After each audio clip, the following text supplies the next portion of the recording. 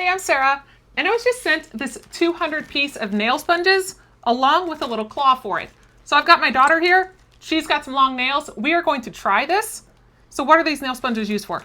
It's to create the ombre effect and using nail art, and these sponges are super versatile.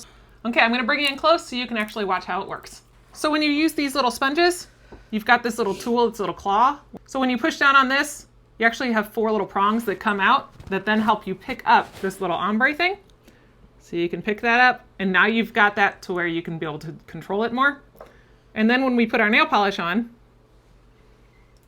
you just want to put it in different layers, and then this will put them together, kind of mesh them together a little bit, so that way you have more of an ombre look. So then you would just take your sponge and you would dab that to where it will then blend it.